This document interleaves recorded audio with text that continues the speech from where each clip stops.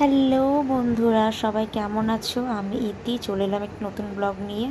তো আমি ভালো আছি। আর যে উপহারটা দেখলে, এটা একটা গিফট আমি দেব আমার বড় মামার নাতিকে, মানে বড় মেয়ের ছেলেকে। তো আমি চলে এসেছি বার্থডেতে, মানে হ্যাঁ, যেটা আর কি কেন দেব সেটাই বলি। ওর বয়স হলো 5 বছর, তো ওর 5 বছরের জন্মদিন আজকে। আর আমার বড় মামার বড় মেয়ে আমাদেরকে ছেড়ে মানে না ফেরার দেশে চলে গেছে, মানে বাবুকে, মানে আমাদের বাবুর নাম রুদ্রপ্রকাশময় মণ্ডল আর ডাকনাম লাকি। তো লাকিকে 5 মাসের ছেলে রেখেই চলে গেছে না ফেরার দেশে। তো ও এখন এখানেই থাকে, এখানে আমার মামা মামি মানুষ করে। আর ছোটদি মানে আমার বড় মামা ছোটো মেয়ে। তো ছোটদি মানুষ করে, মানে বেশি বয়স না, অল্প বয়স, বিয়েও করেনি। লাকি বাবুকে খুব যত্ন কেয়ার করে, খুবই একটা মাও হয়তো করতে পারে না, এত কেয়ার যত্ন করে কি বলবো।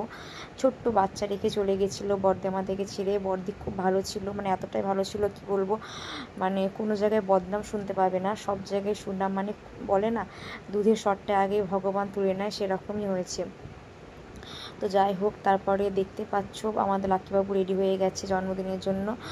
আর ওকে সবাই আশীর্বাদ করবে। আর ও গেছিলো স্কুল থেকে এসে তারপর রেডি হয়েছে, আজ ক্লাস টেস্ট ছিল তাই জন্য স্কুলে গেছিলো। আর সবাই একে একে আশীর্বাদ করেছে।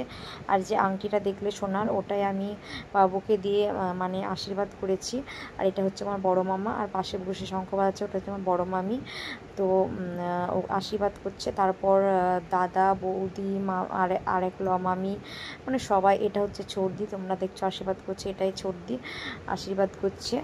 তো দুপুরে করেছে, জন্মদিনটা রাতে করতো, কিন্তু ঝড় বৃষ্টির দিন, তাই জন্য দুপুরে করেছে। এবার দুপুরে হলে সামলানো খুব ভালো হয়, কিন্তু রাত্রিতে হলে জল বৃষ্টি পড়লে মানুষও আসতে পারে না, খুব বিপদ হয়ে যায়। আর ও কারো কাছ থেকে খাবার নিচ্ছে না, এই কারণে ও কোনো খাবার খেতে চায় না। মানে ওকে ছবি তোলার জন্য বলা হচ্ছিলো নাও নাও, এই জন্য ও মানে তাও নিতে চাইছিল না, ছবি তোলার জন্যই বলা হচ্ছিলো নাও।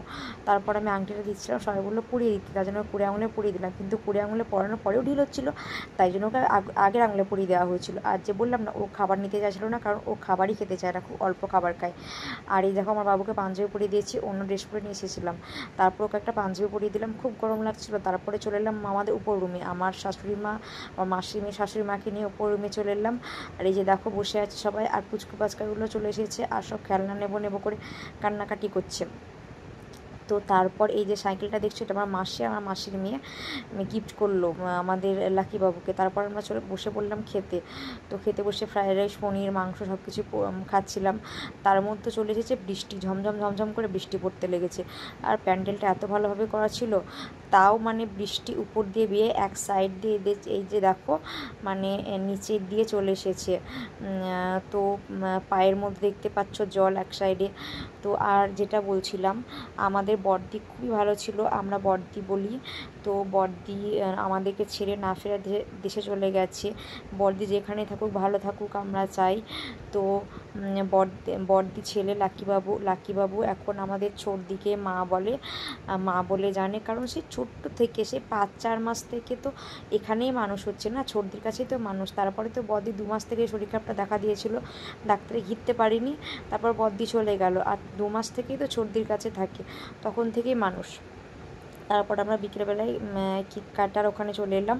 আর খুব গরম পড়েছিল, তাই জন্য ড্রেস চেঞ্জ করে নিয়ে সবাই আমরা নাইটি পরেছি, কারণ খুবই গরম পড়েছিল। তো আমরা সবাই নাইটি পরেই দেখো চলে এসেছি, কী অবস্থা।